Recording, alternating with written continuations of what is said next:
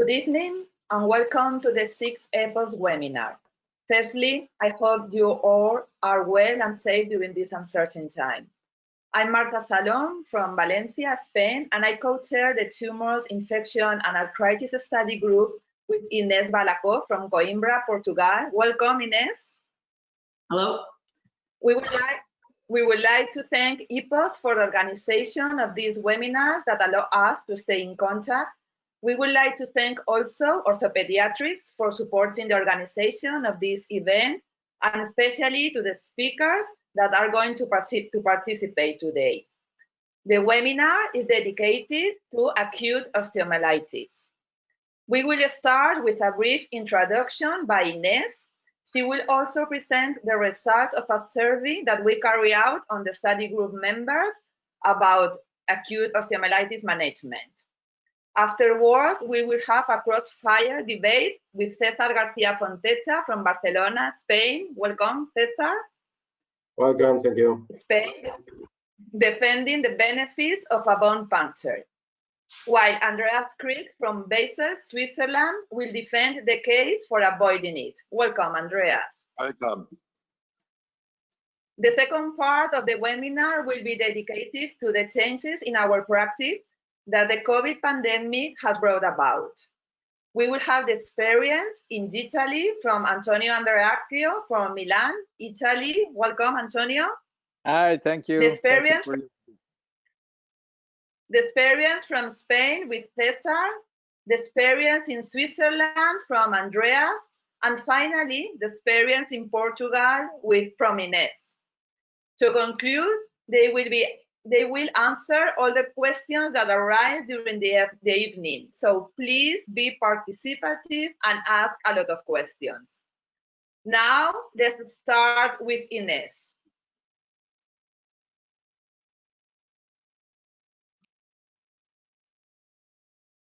So, hello everyone again. So, good evening. And thank you Marta, thank you Thani for everything. It's a real pleasure to be here with all of you, sadly, still not personal. So I'll be talking about acute osteomyelitis. Sorry, I'm just trying to get my screen moving on. Okay, osteomyelitis is a bacterial infection of bone and bone marrow with associated inflammation and sometimes bone destruction. So it is classified as acute, subacute, or chronic regarding the duration of symptoms in time. Acute osteomyelitis is the most common, but the subacute one is becoming more frequently nowadays. More than 50% of cases occur in young children, younger than 5 years, and boys are affected twice more than girls.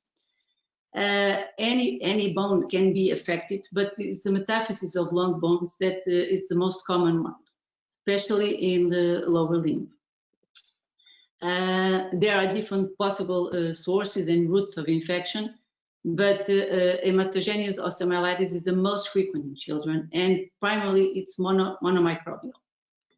Staphylococcus aureus is still the most common microorganism isolated, and is being between 80 to 90% of cases in culture positive cases.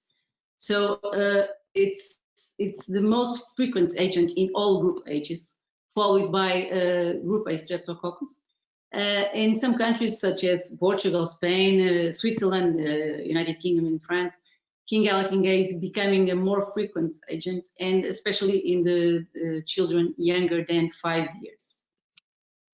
So we have to think first in the most common bacteria according to each age group, but we also have to know the less common ones, especially in specific situations such as animal or human bites or puncture of wounds of the foot.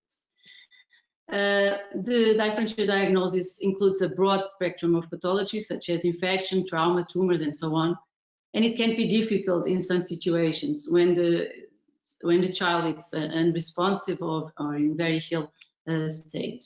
Or even in these cases where clinical or the initial clinical picture looks like very similar in these 3 cases, but only the one in the middle. It came to be an osteomyelitis. So we have to remember that osteomyelitis makes a differential diagnosis with almost everything. So to get the diagnosis done, we have to do to establish the diagnosis, combining a good clinical history and physical examination. We go through all the laboratory data that we can get, and then we can get help from imaging studies, and ideally with this isolation of the microorganism from blood, bone, or even from the joint. So a good clinical history is the right way to start to getting the diagnosis. You have to know and try to characterize symptoms. For how long do they have these symptoms, and try to characterize pain as much as you can, and also if there is any trauma associated, and so on. So regarding the symptoms, you can have all local inflammatory sites of the infection site, but you may also have septic arthritis associated with osteomyelitis in the initial picture. Namely in the metaphysis of long bones that are within the joints, such as the shoulder, elbow, or even the hip. Afterwards, you may have constitutional signs like fever, chills, or generalized malaise. You have to review all the previous health data and go through a complete physical exam, as I was saying in the beginning. Regarding laboratory data, it can really help you in the diagnosis, but usually it's not specific from it. So there may or may not be an elevated leukocytosis, elevation of erythrocyte sedimentation rate, and C-reactive protein. You have to get blood cultures before you start antibiotics, and you have to bear in mind that only 40% of them become positive. Regarding biopsy, is it always necessary? I'll leave that to be discussed afterwards by my next speakers. Regarding imaging, X-ray is still it's a very important diagnostic tool. It's usually the first line imaging study that you have to get. It's important for you to exclude other pathologies such as pathologic trauma or fractures or anything else. But also it's very important for you to get comparative studies in future evaluations. And normally in the beginning, the X-ray can be normal or looks like normal, but it can go and evolve to drastic situations like this in the distal radius, or even like this with a huge periosteal reaction in the newborns only 13 days after the initial scenario. So ultrasound is also very useful in the diagnosis. It's more sensitive than X-ray in getting effusions. We have an ultrasound. We do the ultrasound in the emergency department. We do it in the hip, and it's very, very useful for us to make a diagnosis of associated septic arthritis, namely in the hip. And also you can get the diagnosis of a periosteal abscess and get the drain guided for it. But the MRI is still the gold standard for diagnosing all the musculoskeletal infections. It has a high sensitivity and high specificity, and also a high negative predictive value. Unfortunately, it has a clear disadvantage in young children where you need to sedate or even a general anesthesia to get it done. But it, as I said, it's the gold standard for getting the diagnosis of acute osteomyelitis. And it's important in situations where the infection is located very deep, has in the sacroiliacal joint, or when you get an abscess, like here in this case of the distal femur, where the bone scan didn't get a hot spot, but the MRI came to help us to do the diagnosis. The bone scan here in Coimbra, we have a very good and rapid access to it, so we use it quite frequently in the emergency department, and it has a clear advantage of having a high sensitivity, but unfortunately it has very poor specificity. But as I was saying, it helps us in lots of situations where we can have the diagnosis and we don't have access to the MRI in the emergency department. So we use it quite often. The CT scan, it's an imaging modality that's less commonly used because it has the clear disadvantage of high dose radiation in young children. So normally it's not used.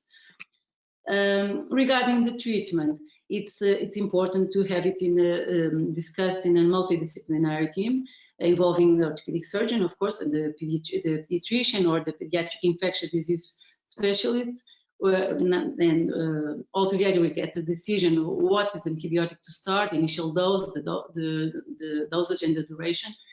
It's very important to collect all the appropriate specimen that you can get to get to the microbial isolation before you start antibiotic, and then start as soon as possible the empirical antibiotic targets for the specific germ that you are going to have on. So you should have a list for the best antibiotics to be used in empiric treatment regarding the most common bacteria and susceptibility patterns in your region, your geographic region, of course. Normally, we use flucloxacillin in all ages. We added an aminoglycosid from the newborn to 2 months, and then and from 2 months to 3 years, we added ampicillin or cefuroxime. Normally, we use it for 6 to 5 days. And then we switch to oral antibiotics for a total of 6 weeks. There are several studies in favor of shorter intravenous antibiotics regimens that defend they use it only for 2 to 3 days, but all of these studies refer to uncomplicated acute osteomyelitis. So it's very important to switch to oral antibiotics only when you have a good clinical and laboratory response, not before it. And when you switch to oral antibiotics, you should also have a list of the most adequate antibiotics to be used on. So, when the contrary things, on the contrary, when things go bad or when there are signs of clinical worsening, you still may have to go to surgery. And normally, with aggressive and early treatment, the prognosis is good, but there can be different sequelae such as these that are listed here on. We reviewed in 2019 our patients with acute osteomyelitis from 2016 to 2018, and we came up with 28 cases. Our results were similar to what is described in the literature regarding the epidemiologic data, clinical presentation, diagnosis, and treatment. And in our series, we had no sequela, and the final life quality score was very good. So, as Marta said, finally, I just will show the results of the survey that we asked all members of our group regarding these 2 questions: is puncture always required in acute osteomyelitis, and has COVID-19 changed your treatment protocol? And this is what we came on. 50% of us start empiric antibiotic before, and the other 50 only after puncture. The majority had access to MRI and use it always. There was only 1 who changed this imaging protocol after the COVID. And finally, all but 1 didn't change the treatment protocol with osteomyelitis in this COVID period. So that's it, and thank you all.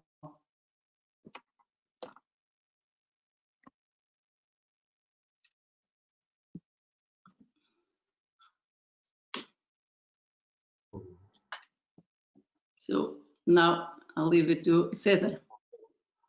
Thank you.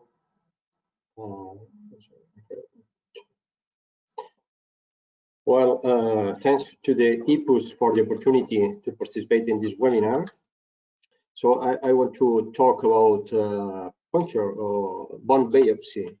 So as Ines said, osteomyelitis is a serious infection in children, and quick diagnosis and optimal treatment is essential for satisfactory outcome.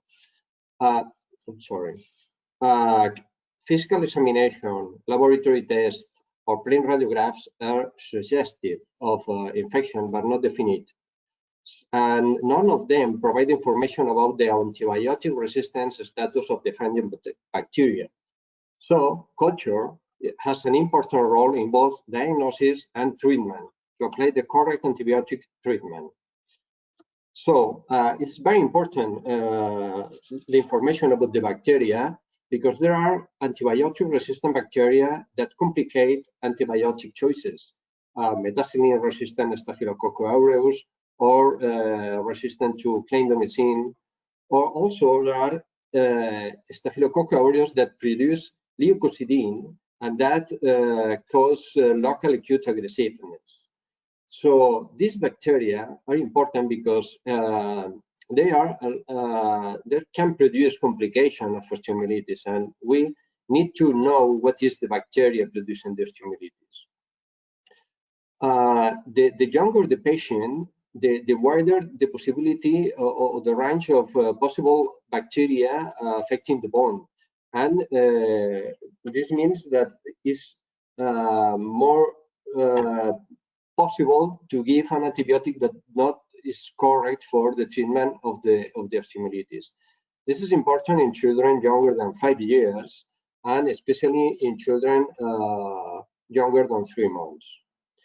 The neonatal osteomyelitis is more dangerous because these patients have transphysial vessels that cross this area, and a metaphyseal osteomyelitis can produce an epiphyseal destruction. And they have immaturity of immune system and few clinical or lab findings. So a delay in diagnosis, or more important, a delay in the correct treatment, has major consequences in these patients. The same for pelvis osteomyelitis, because usually they produce few symptoms, and usually there is a delay in diagnosis. The average delay is 3 days, between 1 and 8. So an empirical incorrect treatment could be dangerous and can produce complications for this kind of osteomyelitis. This paper of Wheeler shows that when the pathogen is cultured and we have information about the antibiotic resistance, the patients discharged for the hospital are more likely to have a single antibiotic and oral administration. If not, some patients are discharged with intravenous therapy, and intravenous therapy had high rates of discontinuation of the treatment and twice the rate of complications of the therapy. So it's very important to know what is the bacteria. The culture show is the only way to establish the definite microbiologic diagnosis, provides information to optimize antibiotics, and avoid delays in receiving correct therapy. So the methods to obtain the bacteria are blood cultures, percutaneous bone biopsy that can be image guided, or open bone biopsy. If you look at the positivity of cultures, we can see that blood cultures have an average of 40% of positivity. Percutaneous bone biopsy has an average of 55% of positivity, is increased positivity, but open biopsy has 84% of positivity. It's double than blood cultures. More important than that is that in 1/3 of the patients, the bone cultures are the only way to obtain the bacteria. For both papers, Thorne and McNeil, and it's very important because when the bacteria is identified by bone cultures, that produces a change in the antibiotic treatment in 85% of the patients, and 20% of the patients, the antibiotic that were receiving was ineffective for the infection. So this data highlight the role of the bone biopsy. And how to improve the result of a bone biopsy. Usually we need general or local anesthesia, but don't mind use lidocaine, because the doses we use to a local anesthesia doesn't affect the culture of percutaneous bone biopsy. It's important to perform the biopsy image guided because we cannot change the material for the area of pathologic area. It's important to use an adequate size of the needles, the longer better, and it's important to obtain more than one sample. Using enriched culture medium improves the positivity. In general, we use blood culture bottles for Kingella kingae, and sometimes we don't have enough sample to obtain culture, but we can use PCR tests to identify Kingella kingae and other bacteria. And also it's important to add histological examination to confirm the diagnosis of osteomyelitis. 2 slides to talk about image guided percutaneous. Is minimally invasive and is very useful in patients with infection at sites that are difficult to access surgically. Produce high accurate rates because the sample is obtained directly from the pathological area. The rates are comparable to open biopsy, about 75% of the cases. We can use ultrasound guided biopsy if you have a soft tissue component or extensive cortical destruction, and always if the lesion is visible on sonogram. Or we can use CT guided percutaneous biopsy because it's very safe with a very low rate of complications. Disadvantages for CT guided percutaneous bone biopsy: we have to use general anesthesia and we use ionizing radiation. One of the methods to decrease exposure is minimize the area of concern, and to decrease the dose is reducing milliamps from 220, this is a normal CT, to 40. With 40, we have a lower quality of the image, but enough to obtain the biopsy. And sometimes we are not available to perform the bone biopsy immediately, and the literature shows that there was no statistically significant difference in rates of culture positivity among those patients who were pretreated with antibiotic and those who were not. This is very important. Obviously, a long duration of antibiotic therapy before bone biopsy is associated with lower culture, but the limit is 72 hours. So don't mind to perform an open or percutaneous biopsy after antibiotic treatment. And it's important to add histological analysis. If you have enough sample, a portion of percutaneous sample should be histologically evaluated. That increases the sensitivity for the diagnosis of infection, and is important for differential diagnosis of other entities. In conclusions, pathogen-directed therapy is preferable to empirical treatment and depends on identification of a causative bacteria and knowledge of antibiotic resistance patterns. The addition of a bone biopsy culture or other tissue culture has been shown to increase the organism detection to 45% to 80%. Very important, for 1/3 of the patients, the etiology of acute osteomyelitis was determined only via bone biopsy, and antibiotic received before biopsy was not associated with culture results for 72 hours. CT-guided percutaneous biopsy is safe and very beneficial in children, and also these cultures may also play a role in antibiotic stewardship by allowing confident de-escalation from broad-spectrum antibiotics and to avoid future problems with this bacteria. So in general, there are a lot of papers that are in favor of bone biopsy. Obviously, it's not for all the patients, but I think we have to have the bone biopsy in mind when we have a patient with osteomyelitis. Thank you. And now Andreas Krieg in the opposite side.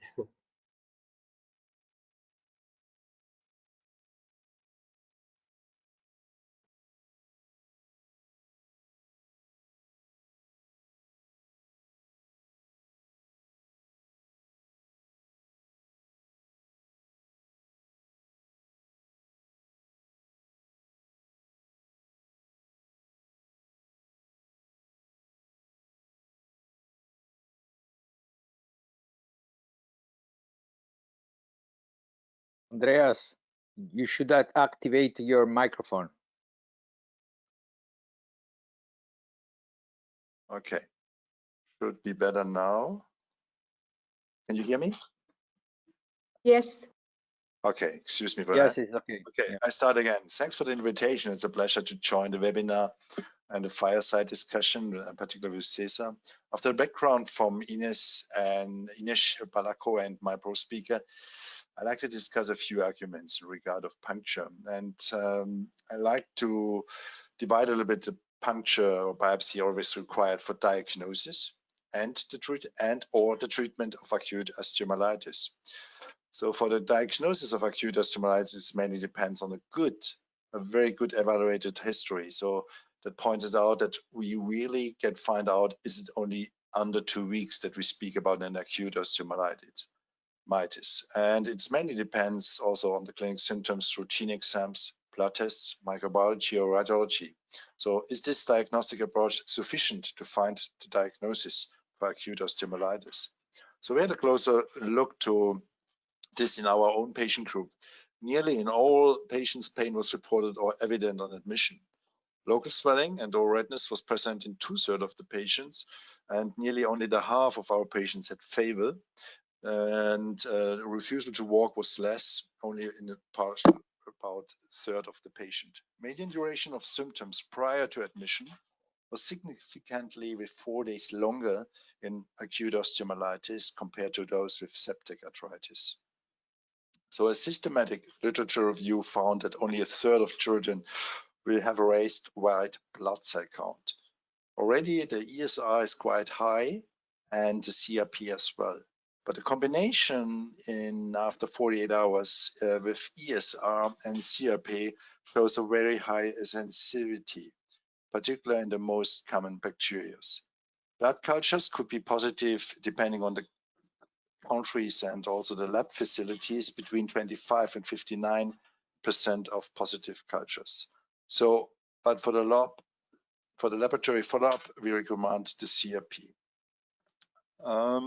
In the diagnosis, what was already pointed out from my pre-speakers, the golden standard is still the MRI for the acute osteomyelitis. But in septic arthritis, as you can see also, the ultrasound is quite good or comparable to the MRI.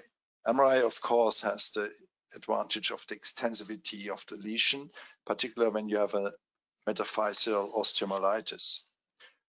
So have a young lad like this 180-year-old boy, pain on right knee, fever since today, extension slight limited, last football. In football training 3 days ago, he suffered a kick to his leg, and the next day, but he was back on the field.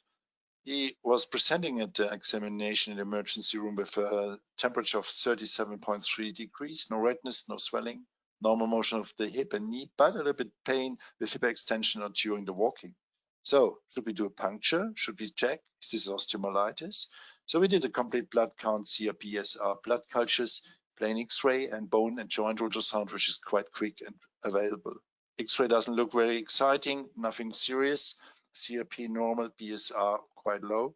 So in our follow-up, we said, go home and come back if you get worse. If you get fever, come straight back. And we want to see you lately in 2 days. Otherwise, when you would have an CRP, a high ESR, still X-ray or ultrasound should be suspicious. We would go straight for an MRI. However, he came back 2 days later, persistent pain, especially in the calf, walking on sticks, unable to fully exercise, had fever, normal hip motion, but the knee already was quite limited. CRP was now high, the BSR as well, and so the decision was clear. We performed an MRI. And we found the typical clinical changes or radiological changes for an acute osteomyelitis in the metaphyseal and epiphyseal of the fibula. So we treat him with 3 to 4 days with IV antibiotics and then change to oral antibiotics with clindamycin. So this is about diagnosis, and is really puncture not necessary. But is a puncture always helpful for the treatment? So spectrum of the pathogen was already discussed in front of my pre-speakers. I don't want to go in detail of this as well. We have to announce that over 80% Staphylococcus aureus is the most common germ, beside King in the age group of 3 months to 5 years old, and he is probably underestimated because still the diagnostics are limited in few labs, and so he probably is more common than we would expect, and I'm sure is coming up. So in our country, in the Swiss, we have the empirical treatment, and we use normally antibiotics under the age of 2 months. We presume a sepsis, and therefore the empirical therapy should be focused on the worst case. Therefore, a combination therapies is required. In older patients, a single treatment is possible. Be aware that certain antibiotics not cover Kingele, particularly in the middle age group. Therefore, the recommendation for the middle age group is the above mentioned antibiotic sensitive for Kingele. Due to low incidence of methicillin-resistant Staph aureus in children with Switzerland, it's about 5%, empirical MSR therapy is not recommended.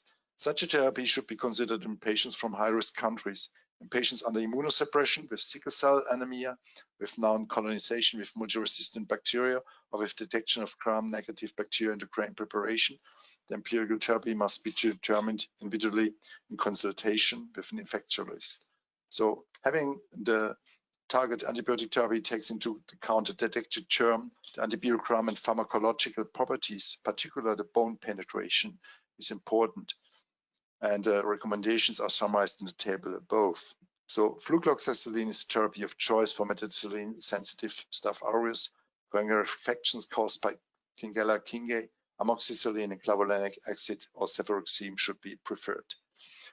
As reference drug, the bone serum concentration were significantly lower to penicillin cephalosporin, comparable to quinolones and clindamycin. This is very important when you start to treat the patients with an osteomyelitis. Also, we pointed out the total duration of therapy of osteomyelitis decreased in the last 2 decades for an average of more than 2 weeks and more. So the total duration of 20 days showed comparable results to the duration of 30 days in a big study of Peltola. And there's only a need for longer therapy duration if the resistance of specific pathogens.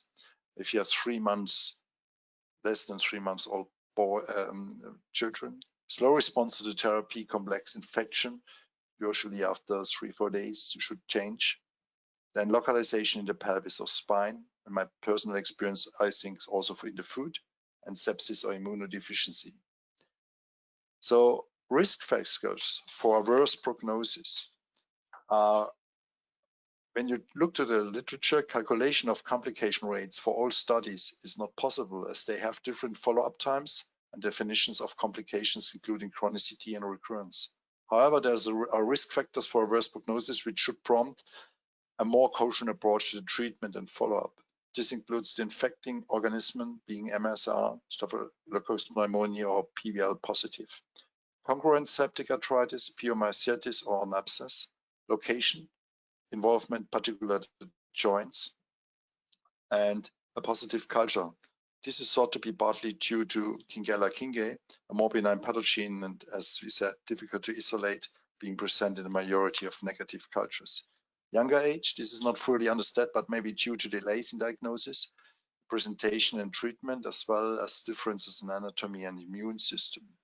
And of course, the delay of a treatment. One study found that cure rate from 92% to 25% when treatment was delayed by more than 5 days, and others have also warned against similar delays. So the duration of follow-up that is required has not been investigated so far. Some authors recommend an early review at 3 weeks before stopping antibiotics, then at 6 weeks, 3, 6, and 12 months. Others state that if a complication were to occur, it is most likely to be within the first 6 months. So in acute osteomyelitis, it must be decided on a case-by-case basis whether surgical intervention is necessary. Most uncomplicated case does not require a puncture and intervention. However, such an intervention is indicated for bigger supramuscular or intramuscular abscesses, as well as larger intramedullary abscess collections, which should be relieved. Surgical treatment of focus of the infection is also necessary in cases of persistent bacteremia, with antibiotic therapy appropriated to resistance. Infection of a joint by bacteria via perforation of a metaphyseal osteomyelitis plaque occurs in 20% of cases. So adverse outcomes such as growth disturbance. And it's a wrong approach, untargeted treatment with antibiotics. If there's a bigger abscess or a sequestrum, illness will be covered, formation of resistance, bone epiphysis destruction, axis deformity, and lactive discrepancy can get out. Also, we have to be aware of the metaphyseal acute osteomyelitis, which gets in 20%, which is more common and can cause septic arthritis. Infection lasting longer than 4 days, they make a joint damage and stunted growth, so immediate therapy is necessary. So adverse outcomes such as growth disturbance, bone deformity, and chronic infections have been described in older studies. However, there's only little known about long-term follow-up of patients at the last 2 decades. Therefore, we aim to evaluate subjective and objective long-term outcomes of these children with osteoarticular infection and acute osteomyelitis treated in the millennial years. Cross-section study performed in 2 pediatric centers, including patients admitted for osteomyelitis or acute osteomyelitis and septic arthritis between 2005 and 2014, and the follow-up consultation in 2019. Patients with symptoms under 2 weeks duration at initial presentation were contacted. And as you can see, we found subjective and objective consequences was found in 22 patients. All have been operated. Also, objective sequelae, like including pain, limited range of motion, unilateral axis deformity, and asymmetric grade, were found in 12% of the patients. All patients have been punctured and operated. Risk factors like joint involvement, surgical intervention, and where persistent fever and C-reactive protein elevation were associated with adverse clinical outcome. Persistent complaints, including pain, functional differences, and scar paresthesias, reported by 28% of the patients were generally mild, and only 3 required ongoing medical care.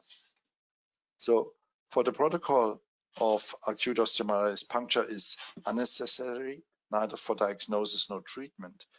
Blood cultures may be positive in only 50 to 60% of cases, but should be taken before antibiotics are started, as it may be the only positive source of identification of the pathogen. Bone or joint aspirates can have higher gel yield. Many studies comment on the higher gel goal of positive cultures from samples of tissue or pus compared with blood, and reports over the past 3 decades show an overall slight deterioration in the ability to obtain positive cultures, even as technology develops and the causative bacteria change. In one study of culture-negative osteomyelitis, 85 patients had a longer duration of symptoms, but were less likely to have fever, localized symptoms, signs preceding trauma, and need for surgical drainage. They were treated successfully in the same way as those with confirmed staphylococcal disease. Coming back to the question, for the diagnosis of a real acute osteomyelitis, medical history is important, with MRI, increased ESR and CRP after 2 days, plus the clinical symptoms. You have a very high sensitivity and specificity for acute osteomyelitis.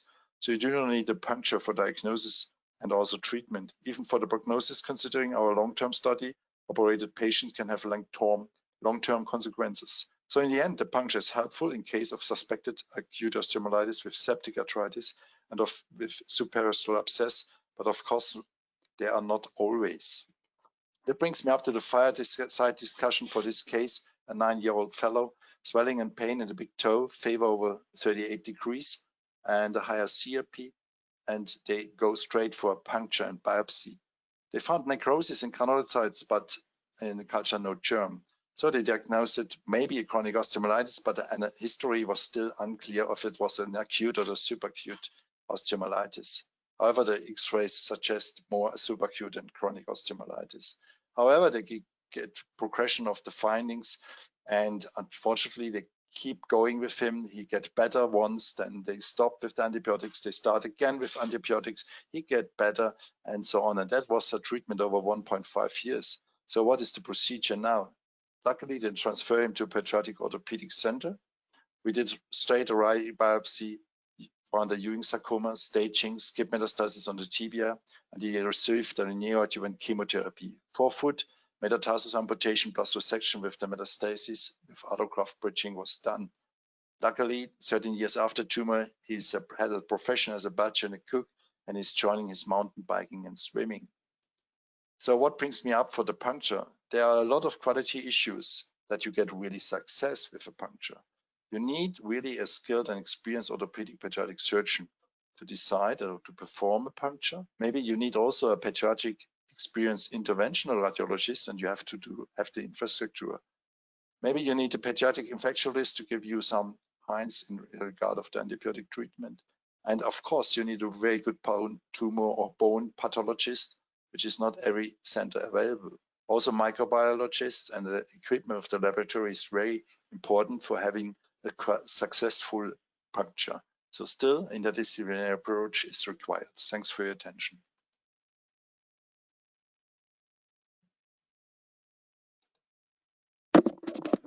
I'm passing to Marta, I reckon.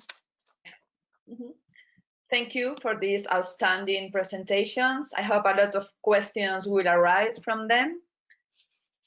While in this second part, as I said before, we would like to find out if the COVID pandemic has forced us to change our treatment protocol of acute osteomyelitis. This is even more interesting now that Europe is immersed in this severe second wave of the pandemic. So let's start this second part with Antonio, please.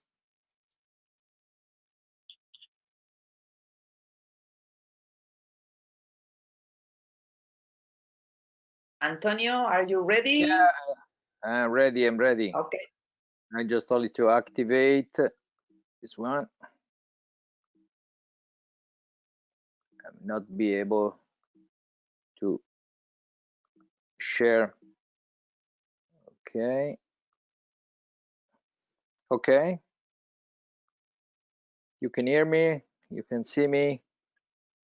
It's okay. Perfect. Okay. Thank you.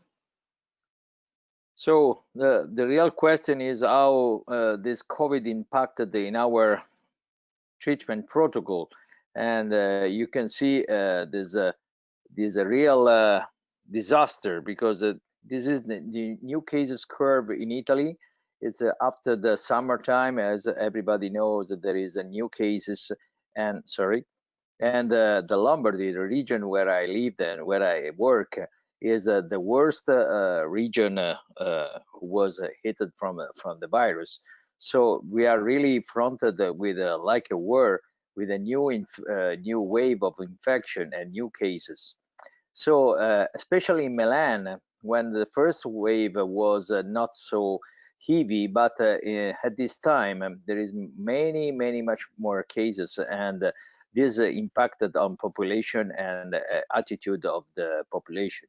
So the actual situation in my hospital is just only to photograph just a picture of the actual situation. Is a few kids admitted ill or positive for COVID, but the number is increasing day by day. So it's very concerning about that.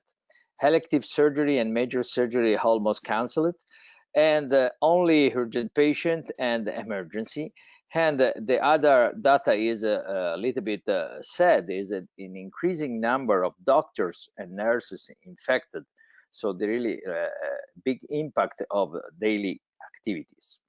So in the emergency room, there are few orthopedic patients because of the population is really scared. Fever, symptoms of COVID and nothing else. So there is no other possibility to have another disease or whatever, because everybody with a cough or cold or whatever, the first issue is a COVID.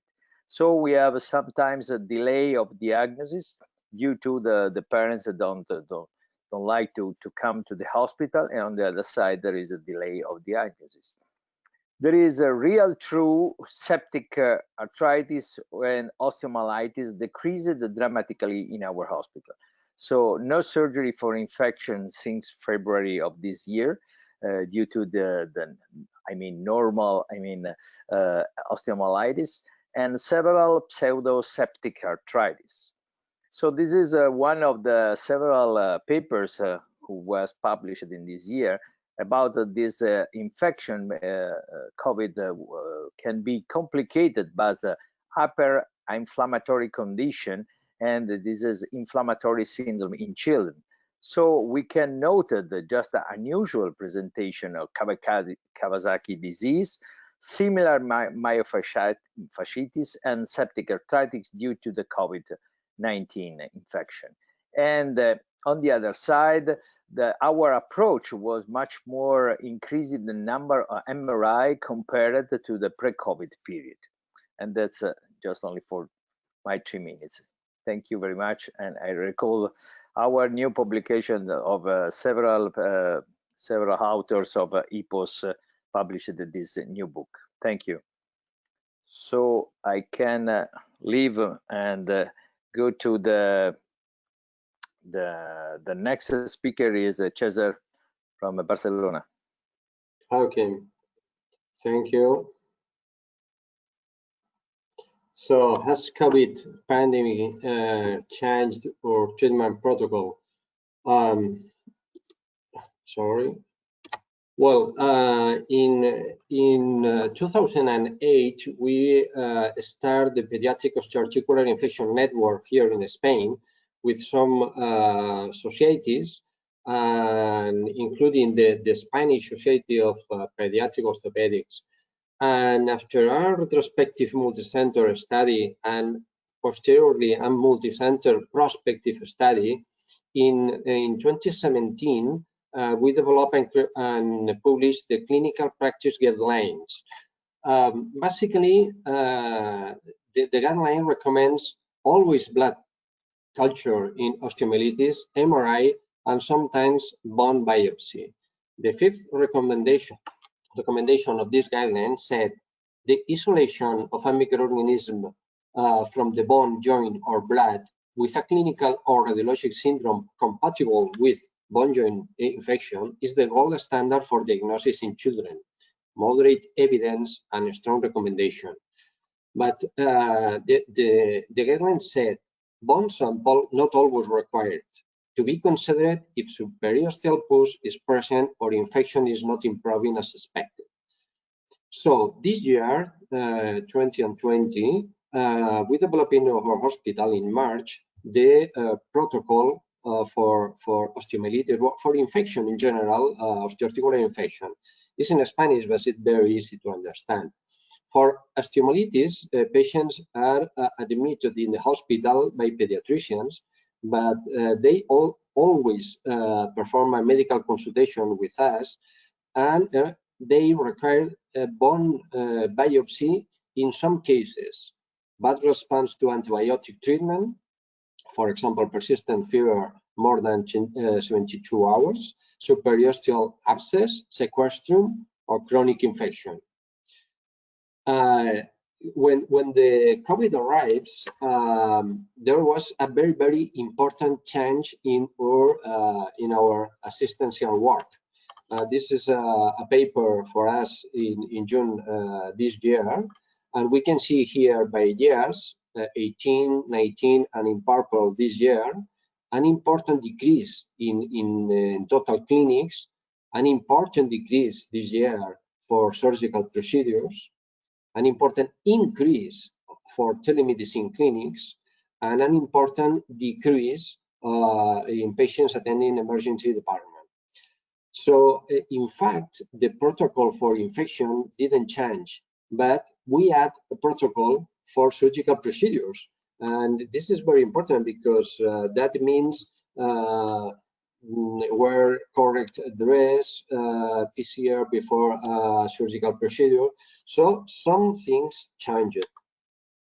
If we look at the data for the Spanish network, and we compare osteomyelitis last year in 19 and this year in 20, in the same period, March, August, we can see a lot of differences. For osteomyelitis patients, last year 42, this year only 40, more percentage of fever, higher fever, ESR higher, very, very important difference in CRP, no difference in white cells, in findings in X-ray, no differences in the percentage of patients with MRI.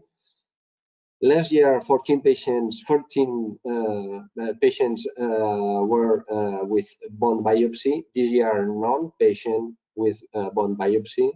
Longer hospital stay, longer time with intravenous administration, and the patients who had changed the protocol or the antibiotic protocol during the treatment. Last year, 33% of patients were because of bad evolution. This year, 2/3 of the patients because of bad evolution. None of the patients this year was COVID positive.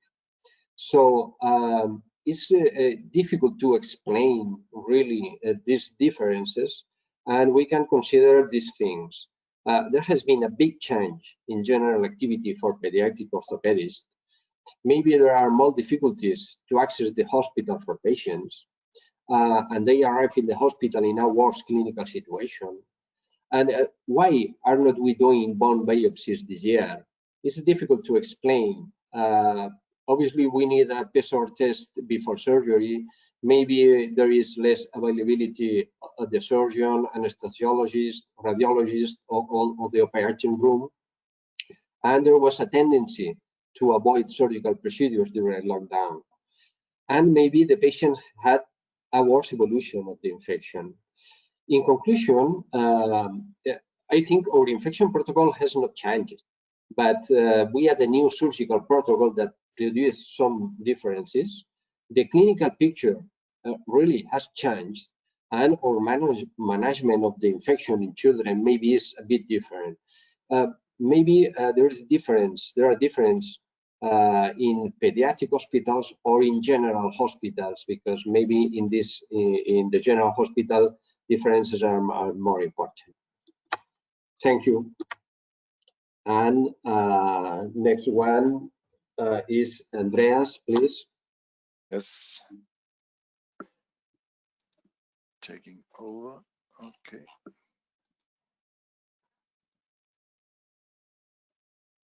Just hang on. So, okay. Did we change our practice in Basel, Switzerland because of the pandemic? Nowadays, COVID-19 pandemic is really a challenge for the treatment of the patients. It brings a lot of trouble and worries for normal treatment, even if the children and parents are COVID-19 negative. In our experience, the COVID-19 pandemic brings more challenges for hospital management, such as the nosocomial infections department and the anesthesia department. We were also involved for the orthopedic department. Many colleagues also suggested if there's a delay in the operations or they are avoided, we should choose conservative treatment.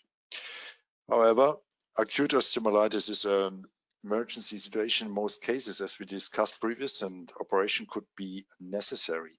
Chen Li et al. Demonstrated 2 acute osteomyelitis during the lockdown of Wuhan. The protocol didn't mention and emphasize the important protective equipment or personal protective equipment and peri-operation protection of the surgeon. Let's first see how is the COVID-19 in Swiss young people. And until the end of October of 22, Switzerland, 1/3 of the population is under 29-year-old. And looking closer to our patients and children and adolescents, it was only about 8% in the age group, with a number of 11,000 positive cases. So an acute osteomyelitis is really rare in children and adolescents in combination with COVID. So for our hospital, except the normal protection methods, all inpatients are tested for the coronavirus as a matter of course. Only one parent or guardian is allowed to visit each patient. Anyone visiting or accompanying patients must themselves be healthy. Everyone over the age 12 year must wear a face mask at any time and at any location in the hospital. You see here also the temporary COVID-19 test center outsourced beside our hospital and consisting of containers. At the entrance, we have a mask checkpoint with a guardian. He provides some people, if they like, to get a mask, so they get a mask. And to make sure we are all covered and have the protection. So in our pediatric orthopedic department, what cases received the priority status? Removal of temporary epiphyseal plates during the correction growth, malignant bone tumors, benign aggressive tumors causing pain or damage, acute trauma which requires an operative intervention, septic arthritis and acute osteomyelitis which requires an operation, hip dysplasia which requires most likely a conservative treatment. Will the treatment affect the following treatment of the COVID-19? And I think the treatment, to my knowledge, there was also no study or case in literature showed that COVID-19 can change the pathophysical mechanism of acute osteomyelitis. And at the end, if the case with COVID-19 positive combined with acute osteomyelitis was far advanced, that have an obvious for them, that at the end of the case, I think the positive combined with acute osteomyelitis was, so in this situation, the orthopedic treatment should give way to intensive care and should be discussed with also the MDTs. So until now, we didn't change any protocol for the treatment of acute osteomyelitis. As a pediatric orthopedic surgeon, we have tried to avert working like our Chinese counterparts from Wuhan during this pandemic, but it's an option. Thank you for your attention. So I'm passing to Dr. Ines Balaco from Portugal to let us know her changes.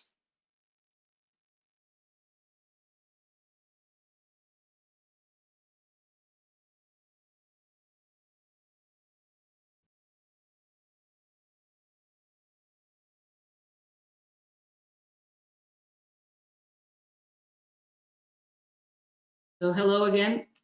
Okay.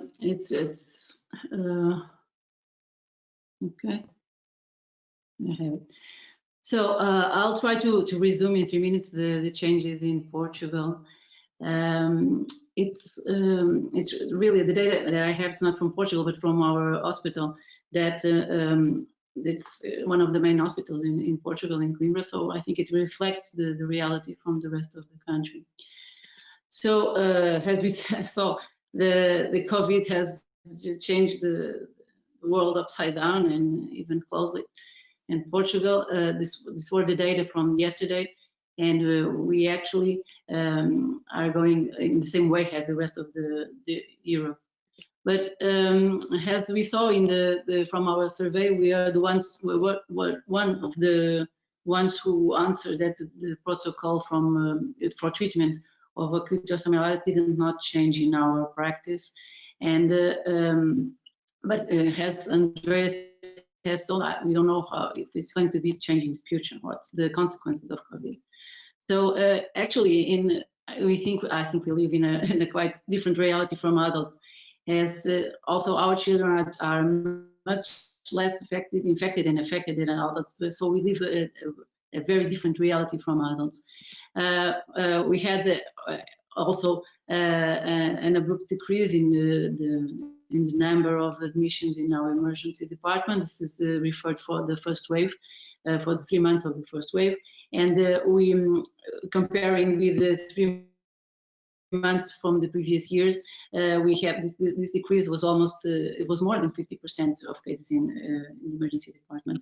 So regarding the age, there's only a slight increase in number of newborns that were referred to our hospital, and they were referred. The majority were referred from other health services, as it was supposed to be done. So in terms of our orthopedic patients, we also had a decrease in number of admissions, but a slight increase in the number of personal accidents that occur, especially at home. So this reflects also in our emergency orthopedic surgical activity. So from March to June 2020, we had a decrease in our activity until we only came back to normal after late June and on July. So in this period, most of our surgeries in the emergency department were fractures and crush injuries, but we maintain our elective surgical activity in malignant bone tumors and also in high priority spine surgery. But there were many other changes. So we also had to reorganize reorganize the emergency department, respecting all these new safety circuits and requiring circulation, different circulation of all patients, COVID suspected and the others. We had to use rationally the COVID tests, as we had a limit number of them daily, and we have to do it also for the parents. We had to also to have a rational use of masks and all the other personal protective equipment, as it also became scarce in some periods. We reorganized our infirmary, as it was in the first wave period. It was the infirmary for non-COVID patients, so we only received patients who had the tests done and they were they were negative. And we also had this complicated protocol for going to the operating room that consumed lots of time, and it was kind of difficult.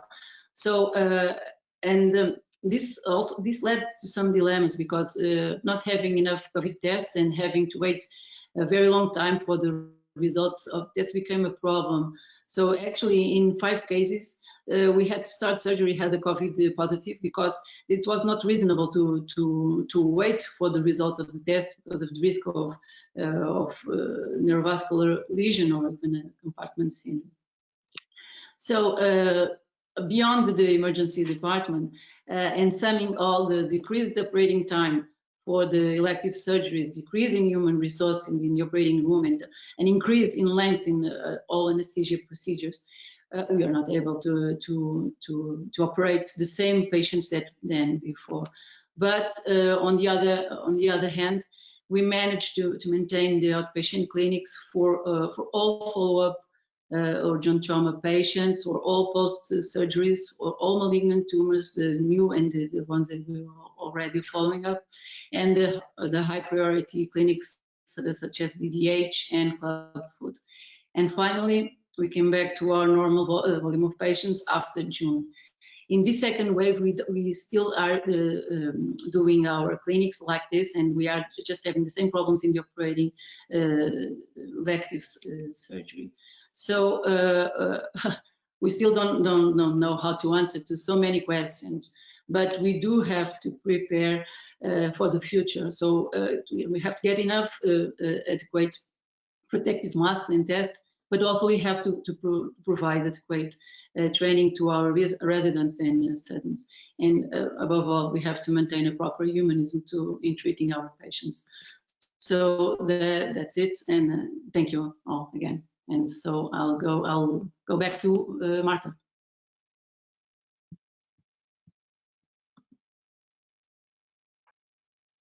Okay, thank you for these interesting points of view that give us a broad picture of what is happening across Europe. I think all we have the same problems.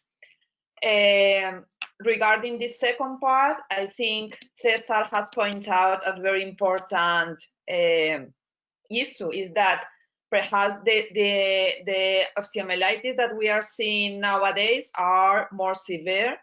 And I think, I don't know if you agree with me, that perhaps it's because they came with a delay. They came to the hospital later, and perhaps that's why they are more severe. Do you agree with me?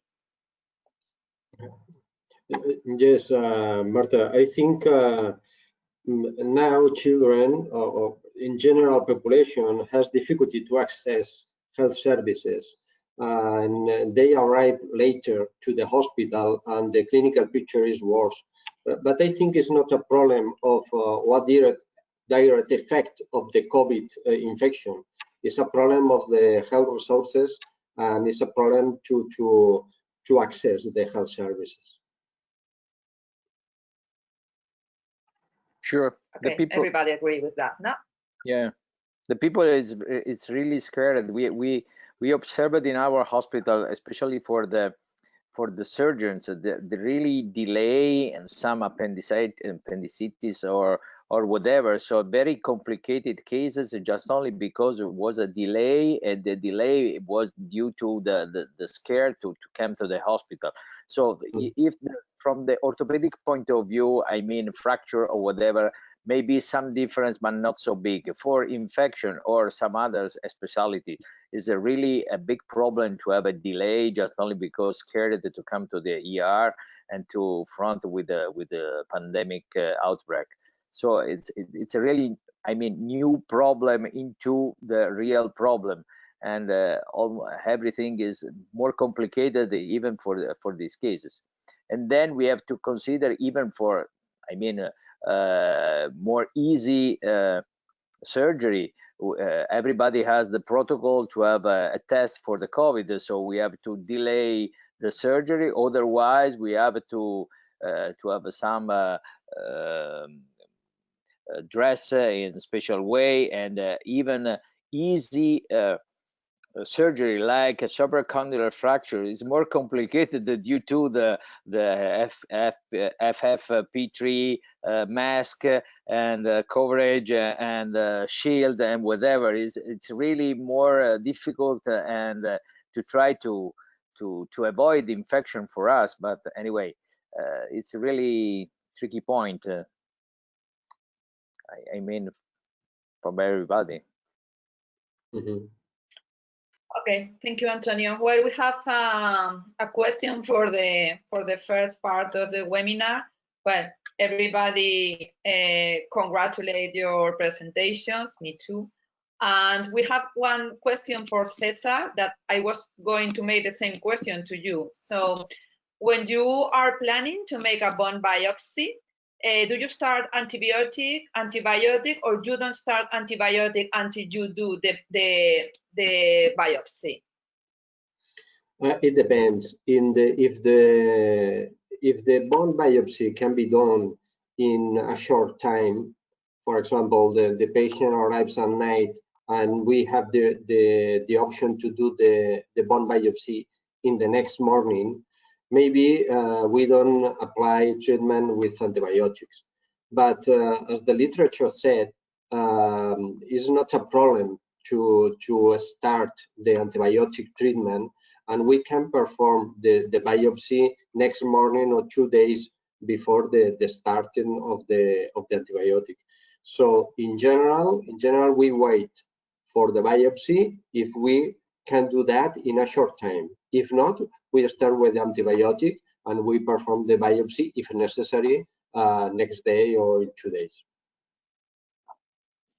And in your experience, do you have to change the antibiotic treatment in a big percentage after you have the results of the cultures? The problem is that biopsy is not always performed. So in fact, in the protocol, we perform the biopsy when we don't have a positive blood culture, or when the evolution is bad, or there are some complications. So in these cases, usually we change the antibiotic because the result was bad because the treatment was not correct.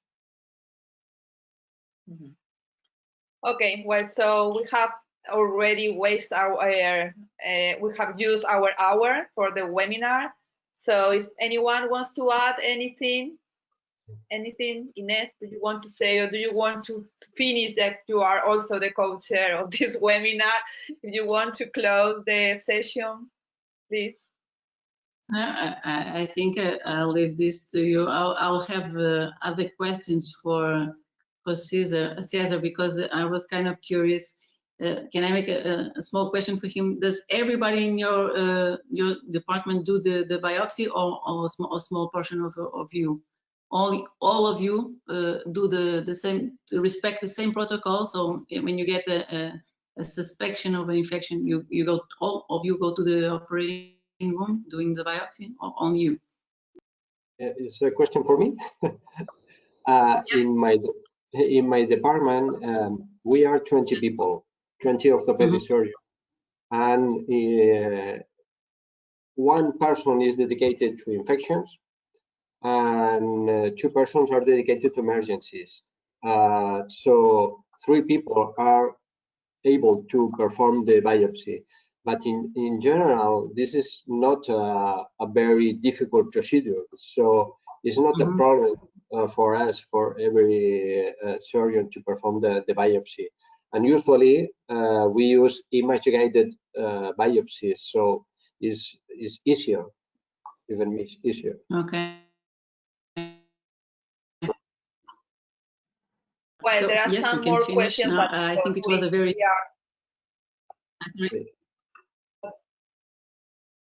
Okay, just one question, Ines. Only to say that we have more questions, but we are run of time. So we will answer all the questions by email afterwards. But Ines, now you can conclude. Okay, sorry. So I would like to thank you all. It was really good. It's sad we can meet personally, but I hope in the near future we can go and meet personally again. I've learned a lot from today, and I think we are all in the same boat, and we are all expecting for a better future. And I think for the best. I hope for the best, and I hope to see you all soon.